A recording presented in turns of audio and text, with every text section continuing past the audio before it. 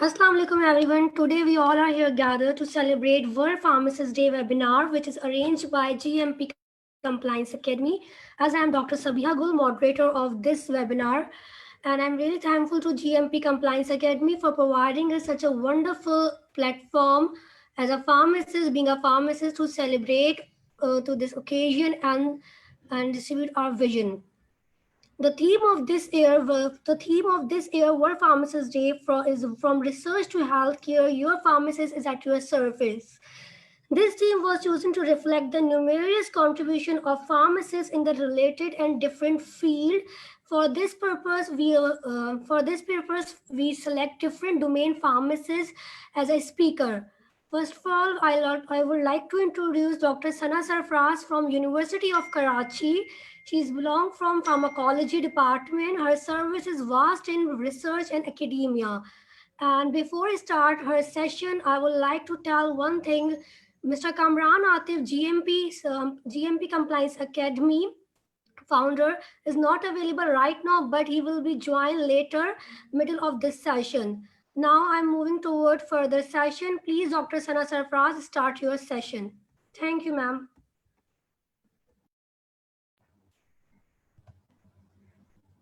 Assalamu alaikum everyone. I would like to welcome you all to the session World Pharmacist Day webinar, which is being arranged by GMP Compliance.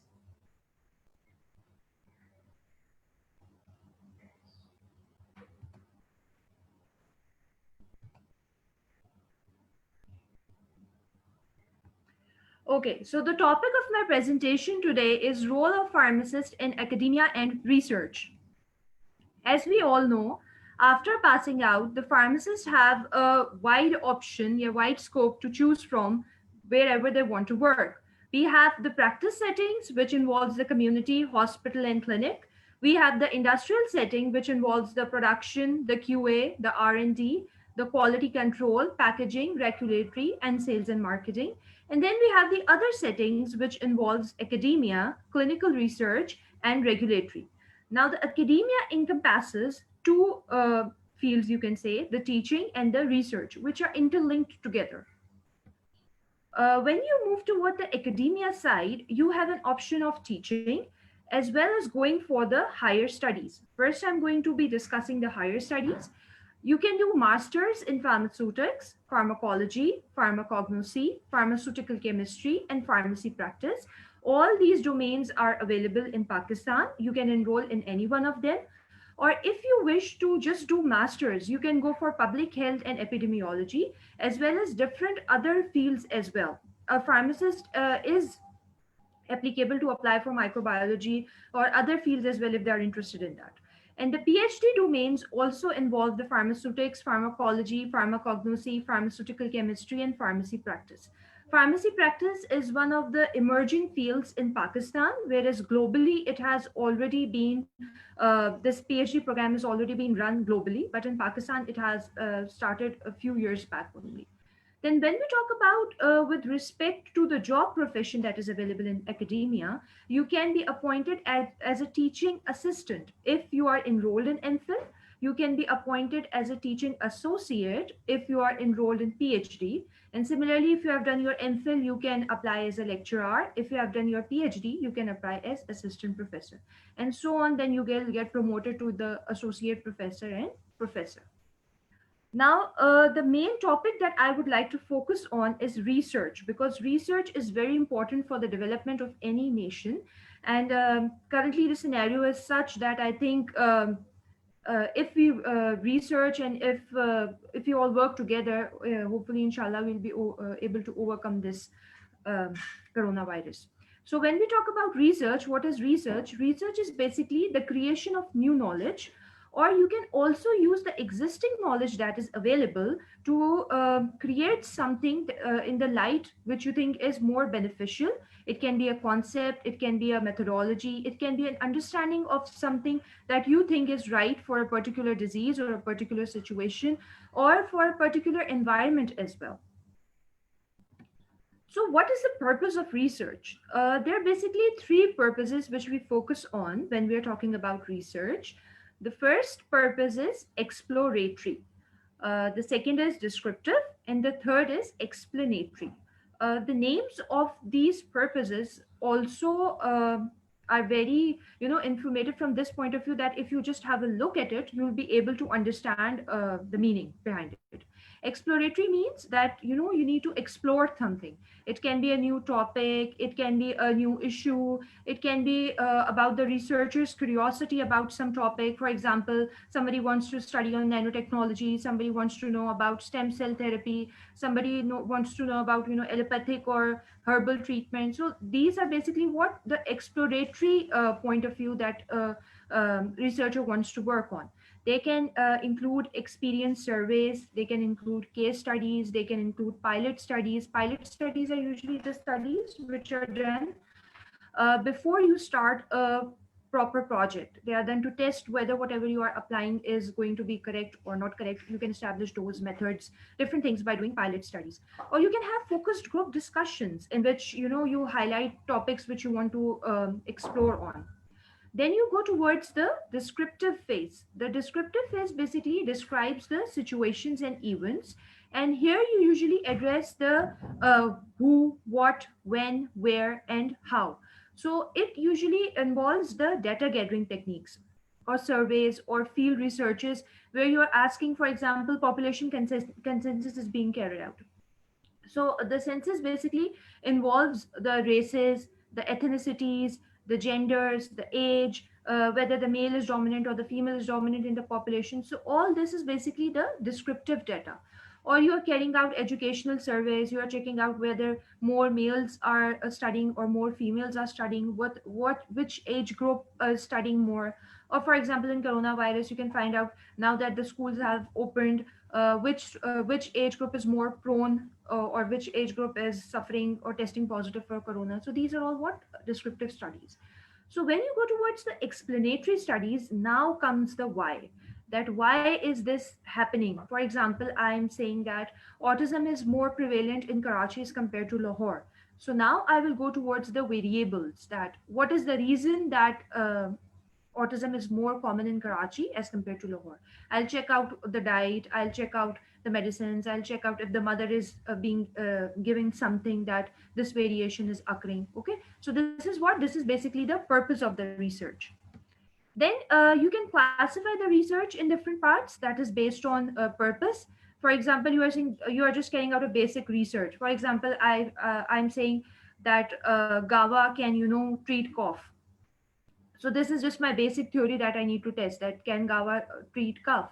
Then when we say applied theories, so then I will check out if there is any knowledge or past theories available regarding this problem, or something has been identified, or traditionally something has been said, and then I'm going to apply that on my theory that it can treat cough, right? I'll develop a model probably for that. And what is the evaluation research? Evaluation research basically facilitates decision making. For example, I want to buy something of brand A, and and the brand B is also very common in the market. So I want to evaluate which is going to be better for me, brand A or brand B. So I can do a evaluation research regarding that.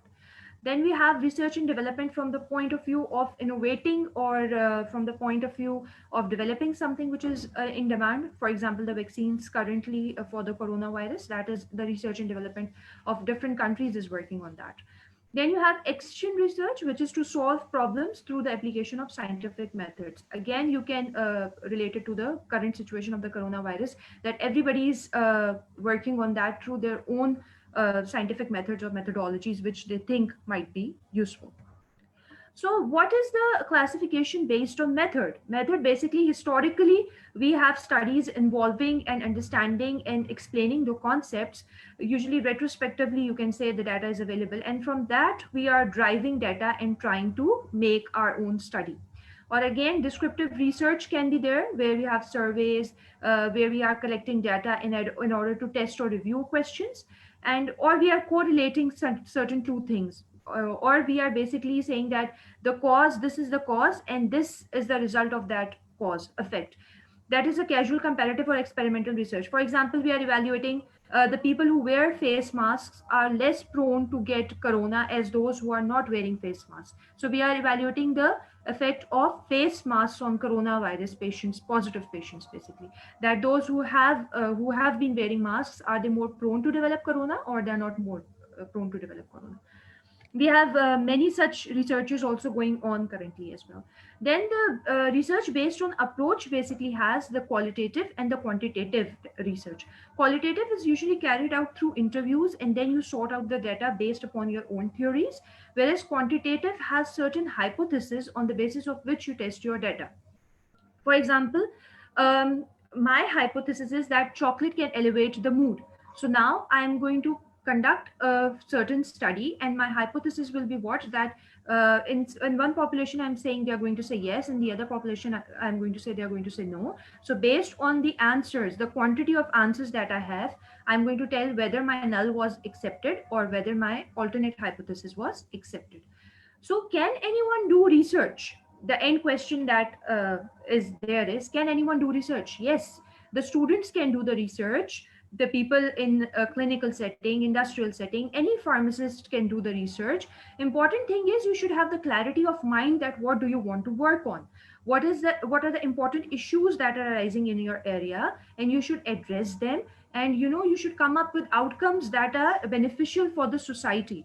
So anyone can do the research. You need a supervisor, or if you think you can do it on your own, you just need to get it checked by someone who has an expertise in the field, and then definitely go for the publication.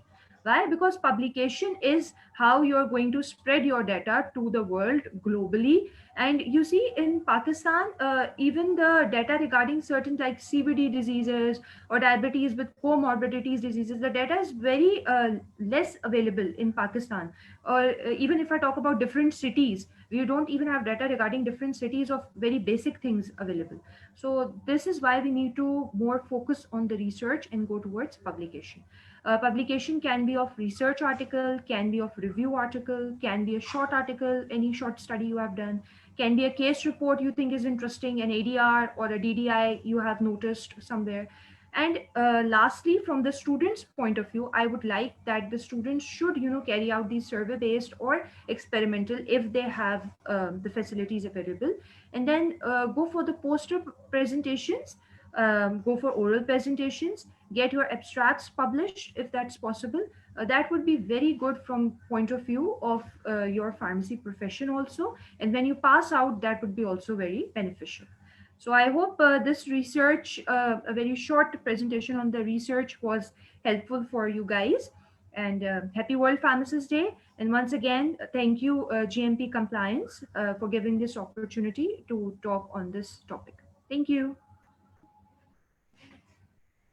Thank you so much, Dr. Sana Sarfraz, for giving us a wonderful and delightful treat. Now I'm moving toward Dr. Sadia Nasir. Please start your session and describe us the role and vision of industrial pharmacist.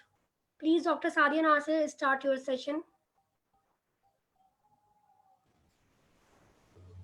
Assalamu alaikum, everyone. Am I audible? Yes, you are audible. This is Sadia Nasir. I'm a pharmacist by profession. I did my PharmD from Dow University of Health Sciences, and currently I did my MBA from CBN. I'm working as an assistant manager regulatory affairs in Haiku Pharmaceutical. So I think you got the idea from my background that I'm an industrial pharmacist. So today I would like to tell you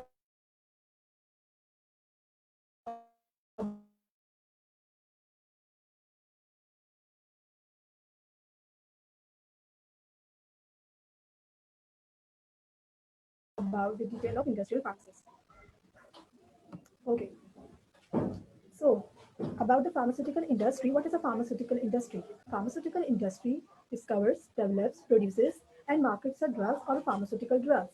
They are making the drugs for the patients to treat their diseases, to alleviate the symptoms, and also they are making the vaccines for curing the special diseases. So pharmaceutical industry क्या करती है? ये वो market में medicine लेकर आती है जो कि बेनिफिशियल होती हैं पेशेंट्स के लिए.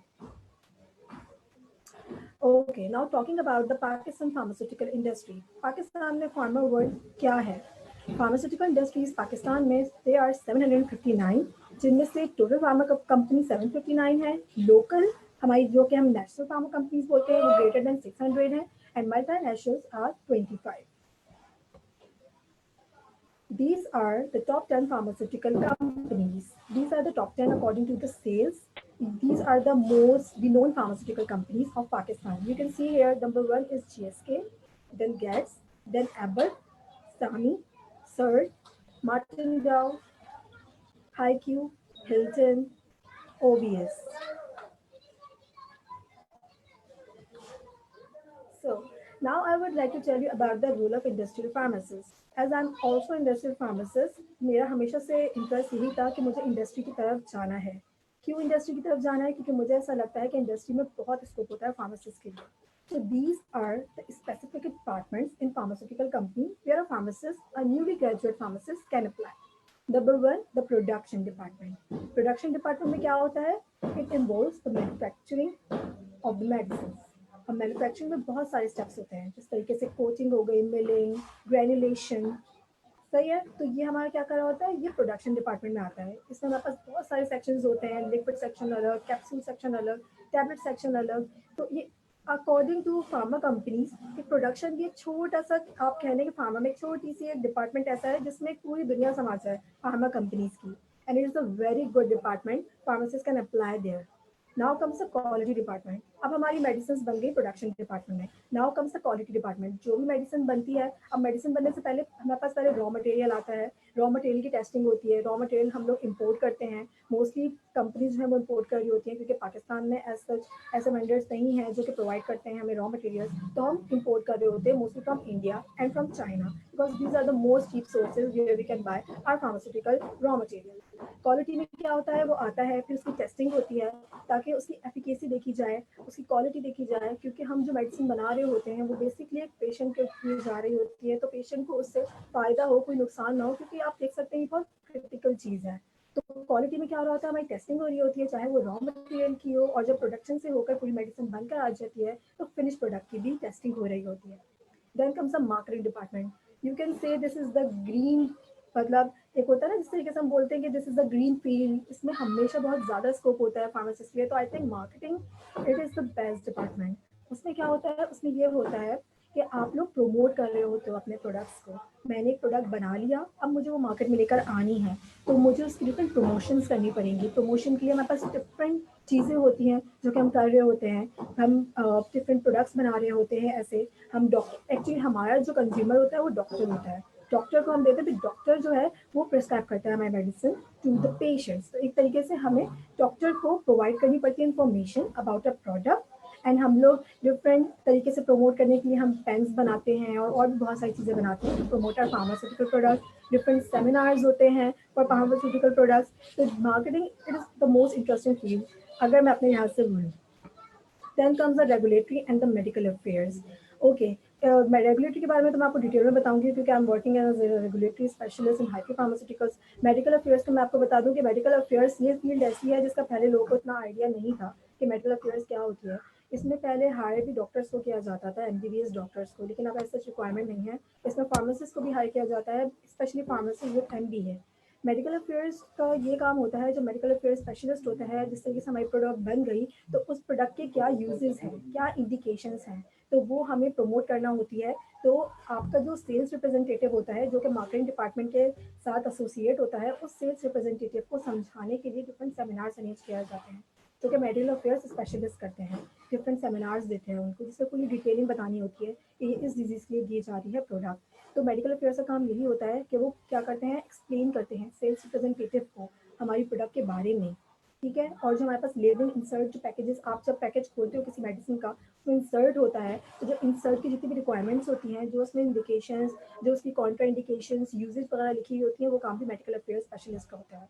ये फील्ड अब ज़्यादा डिटेल, मतलब इसका बहुत स्कोप बढ़ता चला जा रहा है फार्मा कंपनी में. पहले ये बहुत ज़्यादा मतलब एक छोटी सी फील्ड हुआ करती थी, 2-3 लोग होते थे यहाँ पे, लेकिन अब ऐसा नहीं है. रेगुलेटरी के बारे में मैं आपको बहुत डिटेल में बताऊंगी क्योंकि मेरी फील्ड है. Then comes the research and development. अच्छा, जिस तरीके से आपने देखा होगा कि कोविड हुआ तो रेमडेसिविर एक ऐसी प्रोडक्ट थी जो बहुत ज़्यादा हाइप पर गई थी. तो ये क्या होते हैं, न्यू मॉलिक्यूल्स होते हैं जिनको हम न्यू प्रोडक्ट बोलते हैं. ठीक है. तो रिसर्च एंड डेवलपमेंट डिपार्टमेंट जो होता है मार्केट में न्यू प्रोडक्ट्स लेकर आता है, इसको एनपीडी डिपार्टमेंट बोलते हैं. हम लोग न्यू रिसर्चेस करते हैं, इनोवेटिव प्रोडक्ट्स लेके आते हैं ताकि डिजीज़ को क्योर कर सकें. तो ये R&D डिपार्टमेंट होता है. So these are the departments for pharmacists where the newly graduate pharmacists can apply, and they have a scope. Every department has a special scope in that. Then comes the regulatory affairs. Okay, now I am a regulatory affairs specialist. जब मेरा regulatory affairs में हुआ था, मुझे ऐसा इतना idea नहीं था कि रेगुलेटरी अफेयर्स में क्या होता है, क्या काम करना होता है, लेकिन एक्सपीरियंस के साथ साथ मुझे ये फील्ड बहुत अच्छी लगने लग गई, because it is one of the most informative field. वो कहते हैं ना कि एक दरिया है आपकी एजुकेशन, बस आप लेते जाओ, तो ये बिल्कुल ऐसा ही है रेगुलेटरी अफेयर्स. रेगुलेटरी अफेयर्स में ये होता है, जिस तरीके से मैंने सेंटर में एक जो बनाया वही रेगुलेटरी अफेयर्स स्पेशलिस्ट है. आप इसका लिंकेज आप देख सकते हैं. ये एक तरीके से एक लिंक होता है between DRAP and the industry. What is DRAP? DRAP is drug regulatory authority of Pakistan, which is the medical agency. जिस तरीके से पैमरा हो गई, ऑयल एंड गैस की अलग एजेंसीज होती है, इसी तरह पाकिस्तान में मेडिसिन को रेगुलेट करने के लिए ड्रैप होती है, which is the drug regulatory authority of Pakistan.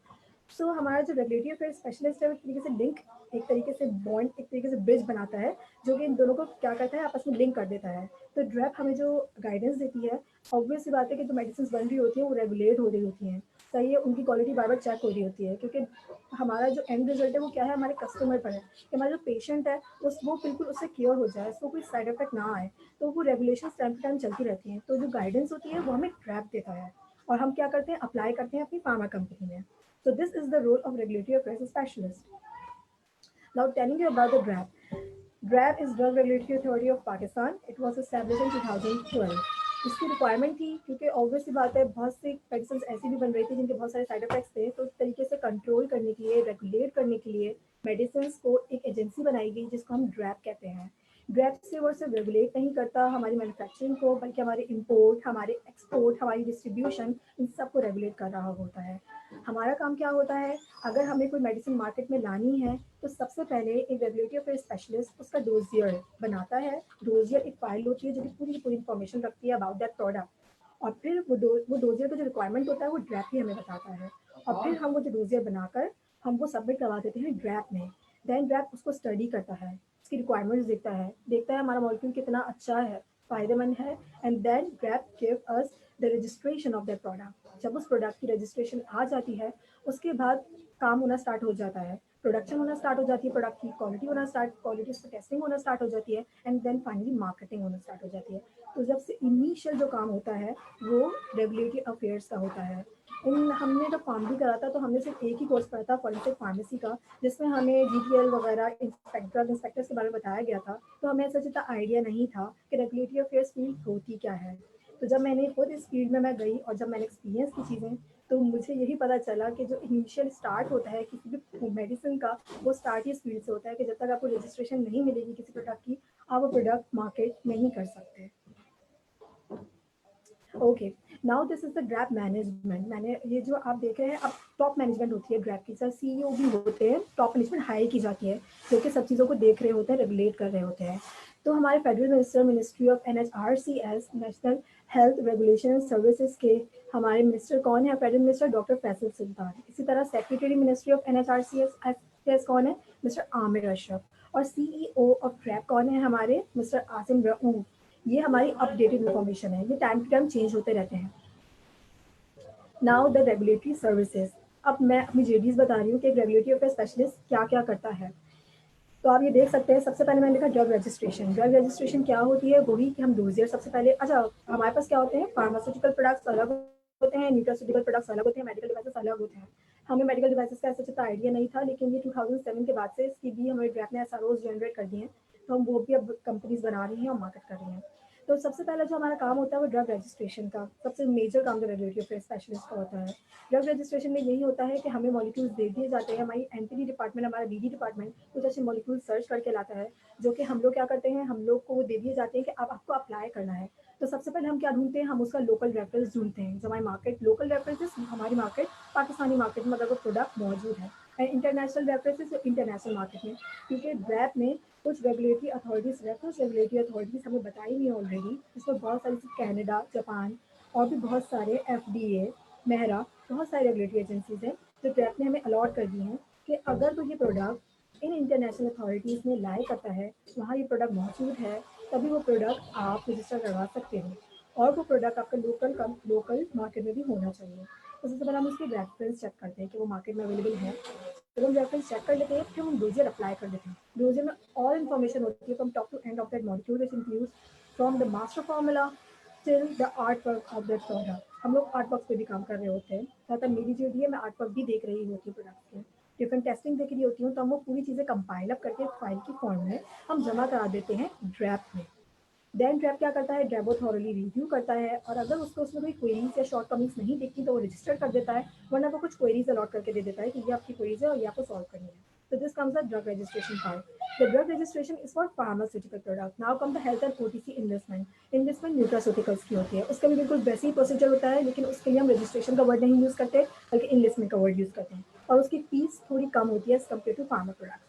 Then come the medical devices. Medical devices का रूल अभी नया आया है, 2007 में ये आना स्टार्ट हुए हैं, मार्केट में एक हाइप पकड़ा है इन लोगों ने। मेडिकल डिवाइसेस में आप जिस तरीके से आप देखते होंगे मेडिकल इंस्ट्रूमेंट्स होते हैं, जिस तरीके से आपकी बीपी की मशीन हो गई, सही है, और आपकी जैसे ऑक्सीमीटर हो गया, जितनी भी हमारी मशीन्स हो गई, सूचर्स हो गए, लैगेचर्स हो गए, ये सब आपके मेडिकल डिवाइसेस में फॉल करते हैं। तो ड्रैब ने इनको एक सेपरेट डिपार्टमेंट दे दिया है बिल्कुल, तो इनकी रजिस्ट्रेशन अलग होती है।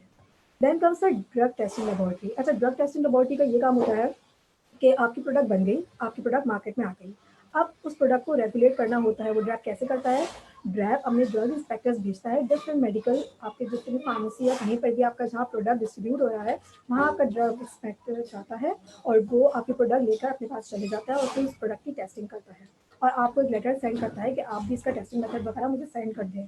फिर हम क्या करते हैं, उस क्वेरी का रिप्लाई करते हैं, जहाँ से भी वो क्वेरी आएगी वो कहीं से भी आ सकती है जहाँ से आपका प्रोडक्ट डिस्ट्रीब्यूटेड है, क्योंकि डीटीएल्स पाकिस्तान के डिफरेंट कंट्रीज में मौजूद है, फैसलाबाद में अलग, एबटाबाद में अलग, ठीक है। तो हम क्या करते हैं, उस क्वेरी का रिप्लाई करते हैं, फिर वो टेस्टिंग जब हम दे देते हैं तो फिर वो सैंपल हमारा खुद भी अपनी लैब में चेक करते हैं और हमारे टेस्टिंग मेथड से उसको कंपेयर करते हैं, ठीक है। तो इस तरीके से हमारी जो ड्रग्स होती हैं ये मॉनिटर हो रही होती है, रेगुलेट हो रही होती है। Then comes the central licensing board. आपकी जो इंडस्ट्री है, जब आपको एक नई इंडस्ट्री खड़ी करनी है, जब लगानी है, तो उसके लिए एक अलग डिवीजन है ड्रैप का जिसमें आपको अप्लाई करना पड़ता है, जिसका लाइसेंसिंग बोर्ड कहते हैं। तो आप उसमें अप्लाई करते हैं, उसके डिफरेंट रिक्वायरमेंट्स हैं। लाइसेंसिंग में सिर्फ आप अपनी कंपनी नहीं खड़ी कर रहे होते हैं, बल्कि कंपनी में डिफरेंट सेक्शंस होते हैं। जैसे सेफेलोस्पोरिन सेक्शन अलग है, पेनिसिलिन सेक्शन अलग है, टैबलेट, सिरप, ये सब अलग अलग सेक्शन है। इन सब की अलग रजिस्ट्रेशन चाहिए होती है, इन सब की अलग लाइसेंसिंग होती है, ठीक है। तो इन सब की अलग रिक्वायरमेंट्स भी होती हैं। तो हर कंपनी से मैंने एक कंपनी खोली, मैंने उसमें टैबलेट सेक्शन लगा दिया, उसकी मैंने अप्लाई कर दी लाइसेंसिंग, मुझे मिल गई। अब मेरा प्लॉट बड़ा हो रहा है तो मैं इसमें और सेक्शन लाना चाह रही हूँ, तो मुझे उसके लिए और लाइसेंसिंग के लिए अप्लाई करना पड़ेगा। तो उसका बोर्ड हमारा अलग है जो सेंट्रल लाइसेंस बोर्ड में आता है। Then comes the pricing. Pricing की हाइप बहुत मची थी, अभी हम 2018 में देखा होगा एक ड्रग प्राइसिंग पॉलिसी आई थी। हमारे हर साल CPIs आते हैं, कंज्यूमर प्राइस इंडेक्स, इसमें हम लोग को ग्रेज मिलता है हमारी प्रोडक्ट्स के ऊपर। वो भी सिर्फ मेडिसिन से नहीं मिलता, ओवरऑल हमारे प्रोडक्ट्स से मिल रहा होता है, चाहे वो कोई भी चीज़ हो, आपका आटा, आपके नमक वगैरह सब चीज़ों पर CPI लग रहा होता है, ठीक है। तो मेडिसिन में भी बहुत लगा था और लोगों ने सुना भी बहुत था कि ड्रग के बहुत प्राइसेस बढ़ा दिए, तो CPIs लगते हैं, हर साल लगते हैं। तो वो डिपार्टमेंट जो है प्राइसिंग देख रहा होता है। मैं प्राइसिंग भी देख रही होती हूँ। हम लोग क्या करते हैं, जब लोगों को ऐसा पता चलता है कि CPIs लग रहे हैं और ड्रग प्राइसिंग पॉलिसी के अकॉर्डिंग हर ईयर CPI आता है, तो हम अपनी प्राइस रेस करके ड्रैप में सबमिट करवा देते हैं अपनी लिस्ट। ड्रैप अप्रूव करता है तो फिर उसी प्राइस पे वो ड्रग्स मार्केट होने लग जाती हैं। तो ये प्राइसिंग का डिवीजन होता है, it is also very interesting division. Then comes meeting minutes and SROs। अच्छा, जहाँ मैंने आप लोगों को बताया था कि ये होल वर्ल्ड रेगुलेटरी अफेयर्स अपने अंदर एक बहुत बड़ी दुनिया है। अब हम लोग क्यों इस फील्ड को इतना इंटरेस्टिंग बोलते हैं, मीटिंग मिनट्स की वजह से। ड्रैप जो है वो हर महीने time to time meeting minutes generate करता है। मीटिंग मिनट्स क्या होते हैं, मीटिंग मिनट्स ये होते हैं कि डिफरेंट कंपनीज जितनी भी चीज़ें अप्लाई कर रही होती हैं, जितनी भी चीज़ों का रिप्लाई कर रही होती हैं, उन सब के लिए एक मीटिंग मिनट जनरेट होते हैं ड्रैप की वेबसाइट पर, जो कि हम हर महीने रिव्यू करते हैं। उस मीटिंग मिनट से हमें सारी इन्फॉर्मेशन मिल जाती है कि हमारे फार्मा वर्ल्ड में क्या चल रहा है, किसने क्या अप्लाई करा है, क्या रूल्स आए हैं, क्या रेगुलेशंस आए हैं, सब उस मीटिंग मिनट में पता चल जाता है। तो मीटिंग मिनट बहुत इंपॉर्टेंट चीज़ है, वो आपको अपडेटेड रखती है फार्मा वर्ल्ड से रिलेटेड, क्योंकि उसमें सब कंपनी के बारे में बताया गया होता है, हर चीज़ ट्रांसपेरेंट होती है, इसे क्या अप्लाई करा हुआ है, इसे कैसे अप्लाई करा हुआ है, और ड्रैप क्या आपको रेगुलेशंस बता रहा है। और जिस तरह अभी CTD फॉर्मेट आया था, पहले हमारे लोकल डोजियर्स आते थे, अब आ गया हमारे पास कॉमन टेक्निकल डॉक्यूमेंट। ये थोड़ा मतलब ये इंटरनेशनली डोजियर, जैसे इंटरनेशनल डोजियर के जो रिक्वायरमेंट्स होते हैं ना, अब वो हम लोग फॉलो कर रहे हैं। पहले हमारे अपना टेम्पलेट होता था, उसका हम डोजियर सबमिट कर देते हैं, लेकिन अब ऐसा नहीं होता। अब CTD फॉर्मेट आ चुका है। ये इंटरनेशनल जो WHO ने जो गाइडेंस दी हुई है उसके अकॉर्डिंग डोजियर बनता है और उसके अकॉर्डिंग ही सबमिट होता है। Then comes the SROs। SROs भी इसी तरीके से आते रहते हैं, हर महीने टाइम टू टाइम आते रहते हैं। हर प्रोडक्ट की प्राइस फिक्स होती है, हर प्रोडक्ट की प्राइस फिक्स होती है और जो प्राइस फिक्स हो जाए हर कंपनी को वही प्राइस मिलती है। तो ड्रैब इस तरीके से ना प्राइसेस चेंज करता रहता है प्रोडक्ट्स की टाइम टू टाइम। या कोई नया प्रोडक्ट आता है तो उसकी प्राइस फिक्स कर देता है। तो ये ऐसा रोज की आते रहते हैं इस तरीके से, जिससे हम अपडेटेड रहते हैं अपनी हर चीज़ से रिलेटेड। Then comes export. अच्छा, एक्सपोर्ट भी एक बहुत बड़ी दुनिया है। एक्सपोर्ट में ये है कि अब जिस तरीके से एक फार्मा कंपनी होती है ना, या फिर वो लोकल देख रही होती है या फिर वो एक्सपोर्ट देख रही होती है, लेकिन कुछ ऐसे फार्मा कंपनीज होते हैं जो दोनों देख रहे होते हैं। तो इट्स यू कैन से कि एक बहुत बड़ी अपॉर्चुनिटी होती है, क्योंकि एक्सपोर्ट करना एक बहुत ही अच्छी चीज़ है हमारे कंट्री के लिए भी, हमारी कंपनी के लिए भी। तो ड्रैब जो है ना हम लोग को क्या करता है, एक्स्ट्रा लीनियंसी भी देता है। अगर हम लोग बहुत सारे एक्सपोर्ट डोजियर्स डालते हैं ना, तो ड्रैब हमें बहुत सारी अच्छी चीज़ें भी देता है। सही है, इसके उसमें बेनिफिट में। तो एक्सपोर्ट में हम डिफरेंट डोजियर्स डाल सकते हैं और उसके में रजिस्ट्रेशन भी जल्दी मिल जाती है। इस तरीके से हमारा प्रोडक्ट डिफरेंट कंट्रीज में भी जा सकता है। Okay, now this is the overall view of the pharmaceutical industry and majorly about the regulatory affairs field. आप देख सकते हैं कि pharma company time to time जो है वो बहुत ज़्यादा सक्सेसफुल, बहुत अच्छे फील्ड उसमें जा रही है और सक्सेस ही कर रही है टाइम टू टाइम। इंशाल्लाह आगे भी बहुत ज़्यादा सक्सेस करेगी। तो मैं यही अपने जूनियर्स को कहूँगी जो कि न्यू ग्रेजुएट्स हैं कि सबसे पहले तक world pharmacist day, and secondly ये कि आप लोग डेफिनेटली इंडस्ट्री में अप्लाई करें। इंडस्ट्री में बहुत स्कोप है आप लोग के लिए and you can excel in that too. Thank you so much, and the credits goes to GCA and my company Haiku Pharmaceuticals for believing in me and giving me this big opportunity. Thank you so much.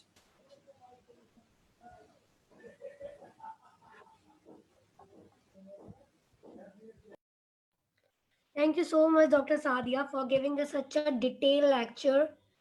Now I'm moving toward Dr. Mehreen Muzambil. Please, ma'am, start your speech.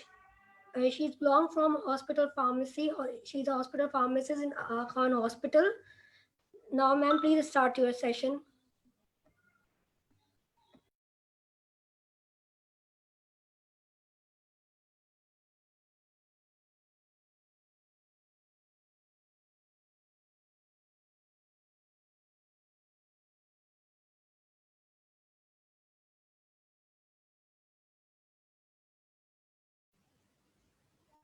Assalamu alaikum.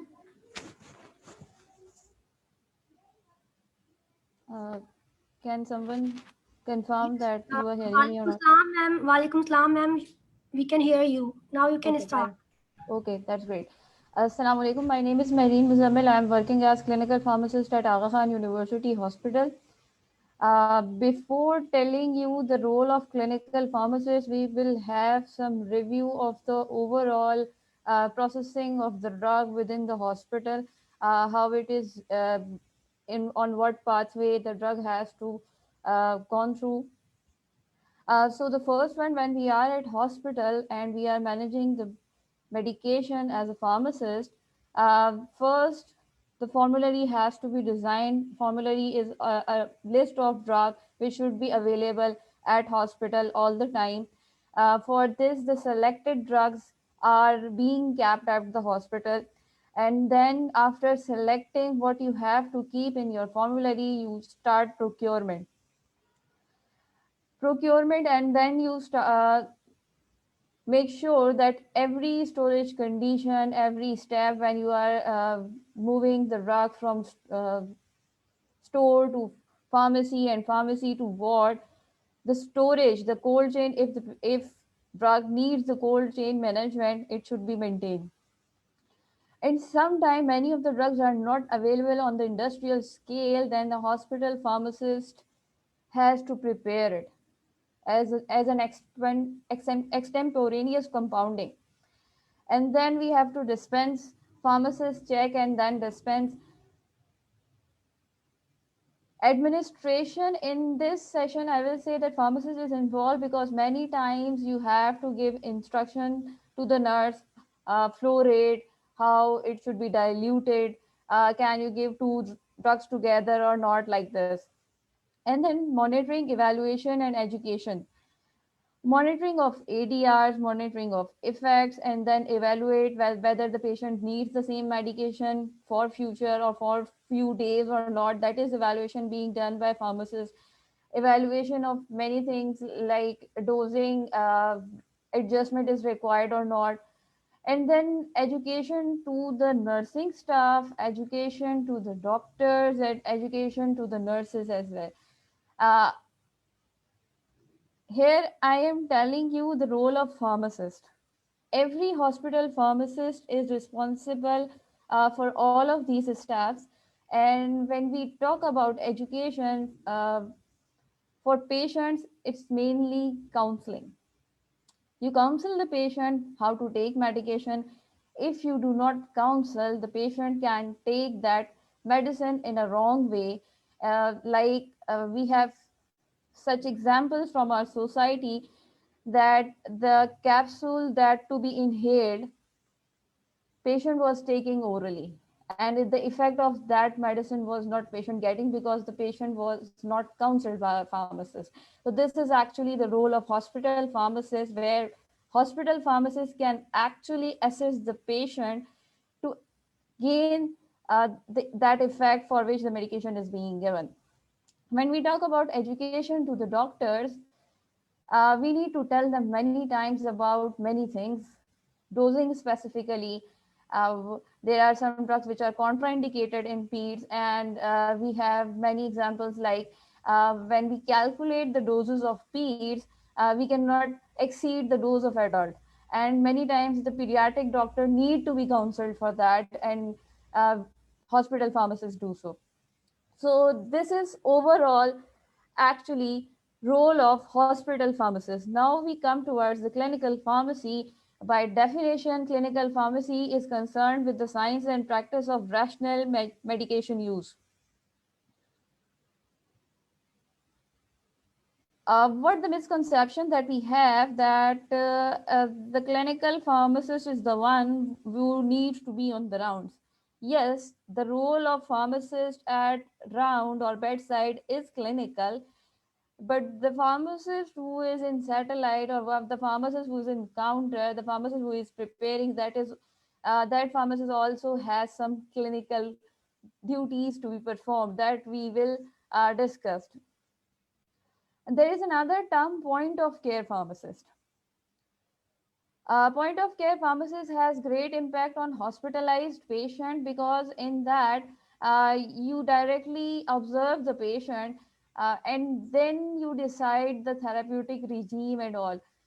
For example, if the patient age is 25, but sometimes the weight is not like adult, the weight is not 40, the weight of the patient is, let's say, 25 at the age of 25, then you need to check the doses of every medication, that if the patient is not getting correct dose or not. um, Sometimes you need to check urine output, sometimes you need to check how the patient is behaving. Like, for example, if the patient is getting metoclopramide, whether the patient has the chances to get EPS or not. EPS is actually extrapyramidal syndrome. That is the adverse effect that it happens with this drug. So point of care pharmacist is the pharmacist who is performing the duties near the bedside with the team. Actually, the role of point of care pharmacist, or which we say clinical pharmacist, is uh, to educate, that we have discussed actually. So that pharmacist access the desired outcome of the chosen therapy and intervene when appropriate.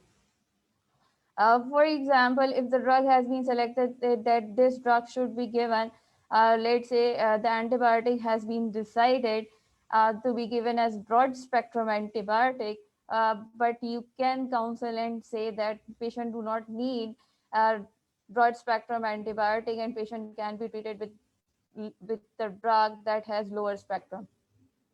Pharmacists actually assist primary care team through effective communication with the team members to get patients to clinically significant goals.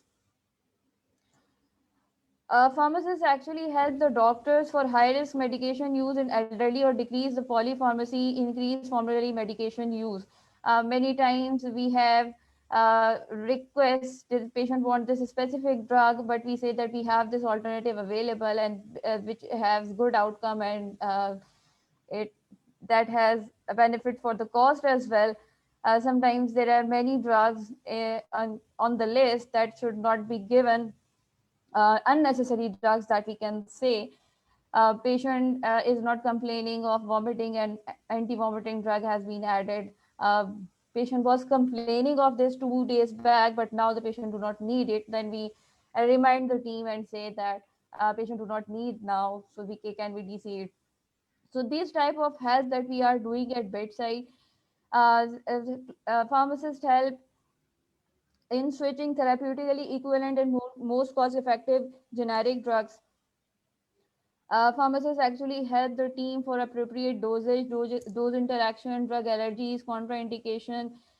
Uh, Examples of these are, for example, if the patient can take oral drug and the team is prescribing intravenous, then we can advise the team, if patient can take oral, it's better to give the drug oral because it decreases many complications, it decreases the hospital stay.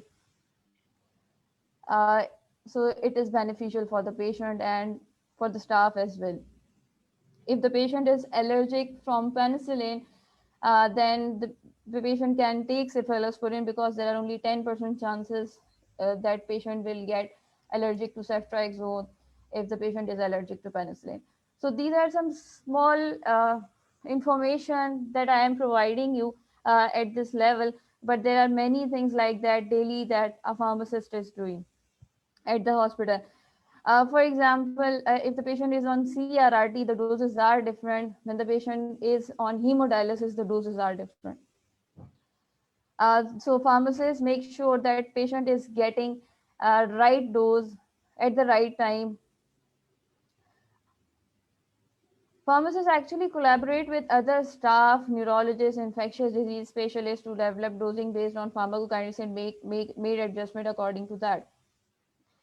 For example, the patient has been admitted with internal medicine and the consult was generated for neurology and they prescribe a drug that needs level, and with that level we need to adjust the dose. So pharmacists actually collaborate between these teams.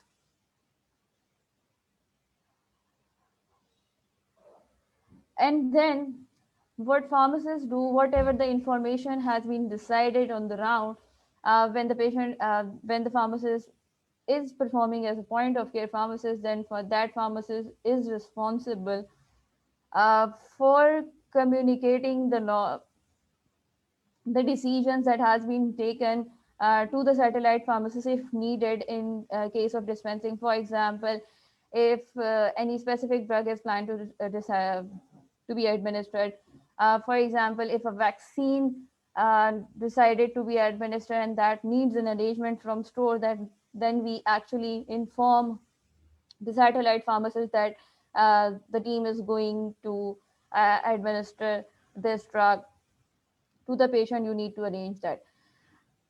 At our hospital, I would like to tell that we have the system that a doctor enters the order and that order goes to pharmacist to screen that this pharmacist which is sitting in the satellite, that pharmacist check many things uh, for appropriateness of that order, and then after processing of pharmacist, technician fill that medicine and that medicine is being checked by pharmacist again, and then that medicine go to ward. So there are many steps that has been performed before the medicine reach to the patient. So what pharmacist is doing, other things like DVT prophylaxis, if the patient needs, when the patient is lying on bed for a longer period of time, patient actually need the DVT prophylaxis, that is anticoagulation. And with anticoagulation drugs, the DVT prophylaxis doses are different, therapeutic doses are different. What are options that we have? Is there any contraindication? For example, if the patient is of GI bleed, and how we predict that omeprazole infusion is active, and if that patient is getting DVT prophylaxis, then we need to stop that. So they actually you need to learn all this with the practice, and then pharmacist is able to help the patient to get best therapeutic outcomes. What pharmacist is doing, that documentation is very important. For example, if I suggested something to the team, I am responsible to document it so that it should be known to all that what was communicated from the pharmacy department to the clinical team, which is on that side. So that actually a recorded intervention in CPU system, and then that data is submitted along with the cost reduction that was calculated with these interventions. Uh, so that actually reminds the whole hospital management what pharmacist is doing. Without data and without recording of all these, this would never be highlighted. So thank you so much. If you have any queries, you are welcome. And thank you for giving me this opportunity, GMP Compliance Academy. Thank you so much, Dr. Mehreen Afzal, for giving us such a fruitful knowledge. Once again, thank you so much to all our speakers. Now I'm moving toward further Mr. Kamran Atif, CEO of GMP Compliance Academy. Sir, please give some lights on what's the vision and mission of GMP Compliance Academy. Mr. Kamran Atif, please start your session. Assalamu alaikum, everybody. Walaikum Assalam, sir. Thank you so much, Dr. Sabiya and speakers, for your time and very informative presentation. Can you please allow sharing of screen? I think you are the host. So, No, sir, you also can share your screen. no, because it stopped. Maybe we have to close this presentation, then I can share. Okay, okay. Dr. Mehreen Afzal, can you please stop sharing your screen? Okay, Yes, now no, it's fine, sir. yes. Now you can see our profile. Dr. Sabiya, can you see the screen? Yes, sir. Yes, sir. I can see. Okay. So let's go to our profile. Before I will make a brief about our vision. We want to be global best place for knowledge sharing and connection, where we can share knowledge from the US, Europe, what is happening in other regulatory environment, especially in GCC and Asian side. We are benchmarking Australia, Japan, and our mission is that we have to make connections in R&D and knowledge development in Pakistan, in UAE, in China, and Europe and USA. Our core values are knowledge sharing, partnership with leading companies in the world.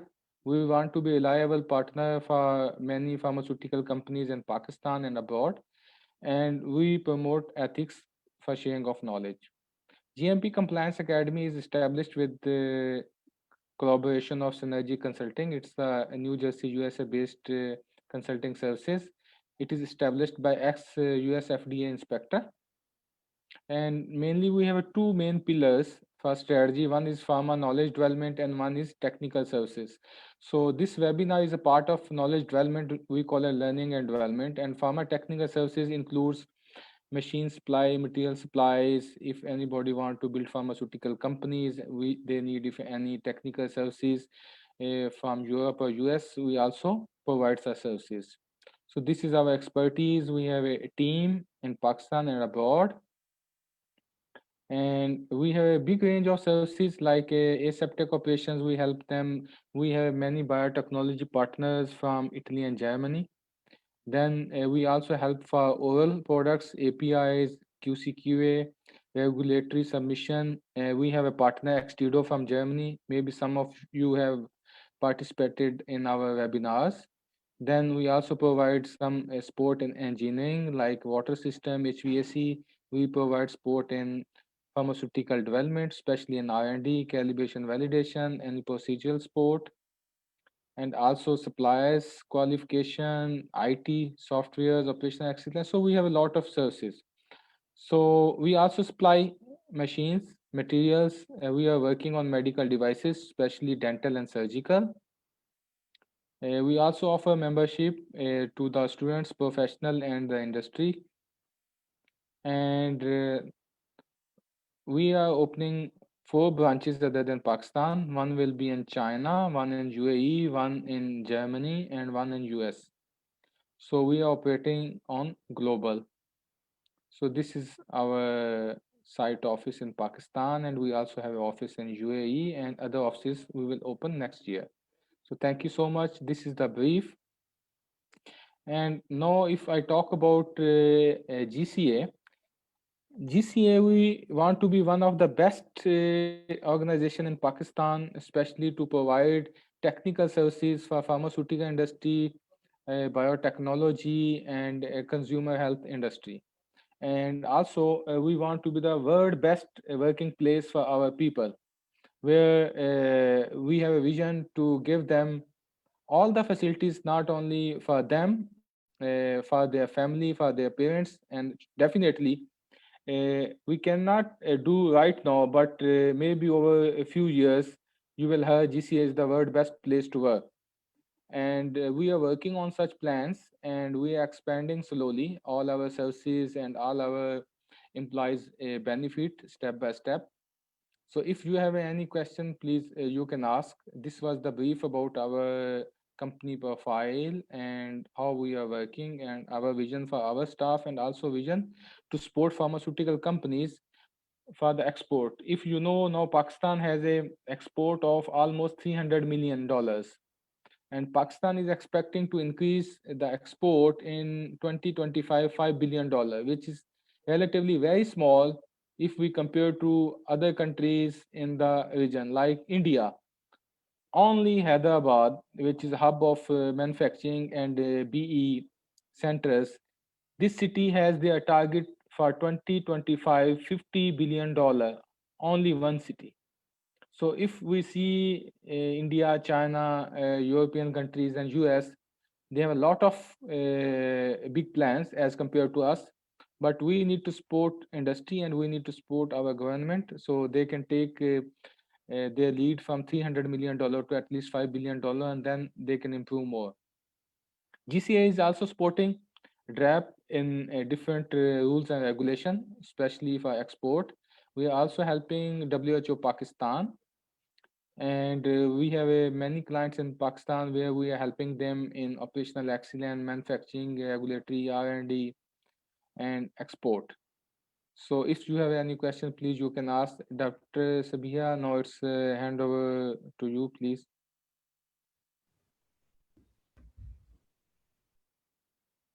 And thank you so much, Mr. Kamran Atif, for giving us your precious time. Now, I would like to thank you to all our panelists and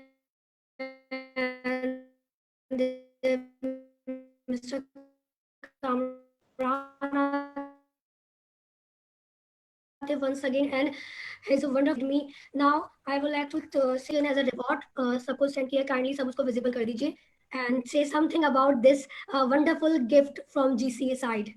Please, ma'am, Sana Sarfraz, starting from you. It was a pleasure being invited by GMP Compliance Academy for this webinar. And I would like to specifically thank Mr. Kashif and Sabiha for this opportunity. And thank you for the shield of appreciation that you guys specifically delivered at our places. It was a very good and kind gesture on your side. So I would like to thank GMP Compliance Academy once again for the opportunity. Thank you and all the best.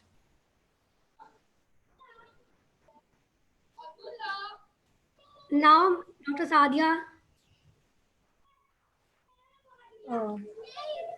So I received this shield yesterday, and thank you so much. This was my first opportunity as a speaker, and GCA, thank you so much for believing in me and providing me with this opportunity. I'm highly thankful to you. This was a very good session, and I enjoyed a lot. The whole session was very good and very informative. Thank you so much, Sabiha, and thank you so much, Sir Kamran Atif, for providing me this opportunity. The shield is very nice. Thank you so much. Now, Dr. Marine Afzal, please say something about. My name is Mehreen Muzammil actually. Sorry. Assalamu alaikum. Thank you so much for this opportunity for sharing information, and thank you for this token of appreciation, and best of luck for all your future projects. Thank you. Thank you so much to all panelists and especially our participant. And once again, thank you everyone for giving us your precious time. And once again, happy World Pharmacist Day. Now it's all about to end. Thank you so much. Thank you everybody. Bye bye. Thank you so much, Samia Hassan. And thank you so much, everyone.